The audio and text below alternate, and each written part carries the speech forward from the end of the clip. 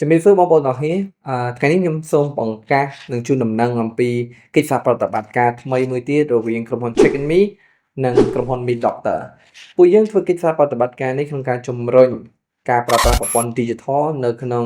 វិស័យសុខាភិបាលឲ្យមានប្រសិទ្ធភាពកាន់តែប្រសើរជាងមុនក្នុងនោះផងដែរគឺយើងផ្ដោតសំខាន់លើ3ចំណុចទី1នឹងគឺជាការ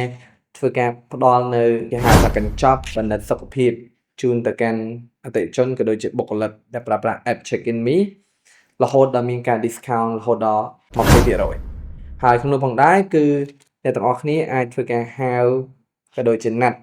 លោកគ្រូពេទ្យមកធ្វើការ check សុខភាពរបស់អ្នកទាំងអស់គ្នាដល់ផ្ទះក៏ដូចជាដល់ក្រុមហ៊ុនតែម្ដងចំណុចទី2គឺតាក់ទងជាមួយនឹងការសហប្រតិបត្តិការធ្វើការពង្រីកវិសាលភាពនៃការផ្សព្វផ្សាយក៏ដូចជាការបង្ហាញអំពីបច្ចេកវិទ្យានៅក្នុងវិស័យសុខាភិបាល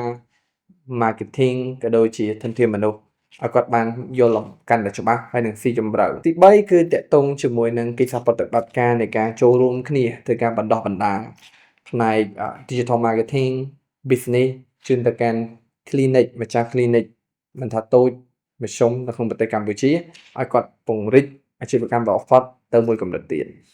ខ្ញុំពិតជាសូមថ្លែងអំណរគុណយ៉ាងជ្រាលជ្រៅចំពោះក្រុមហ៊ុន Meet Doctor ដែលបានជឿជាក់និងផ្ដល់កិច្ចសហប្រតិបត្តិការនេះជូនមកកាន់ក្រុមហ៊ុន Check In Me ហើយឆ្លៀតក្នុងឱកាសនេះក៏សូមធ្វើការអរគុណទៅកាន់អតិថិជនដែលបានគាំទ្រនិងប្រើប្រាស់ Check In Me កន្លងមកនេះហើយខ្ញុំជូនពរទៅកាន់អតិថិជនទាំងអស់ក៏ដូចជាក្រុមហ៊ុន Meet Doctor ឲ្យទទួលបានជោគជ័យកាន់តែធំធេងជាងនេះទៀតជាចុងក្រោយក៏សូមអរគុណ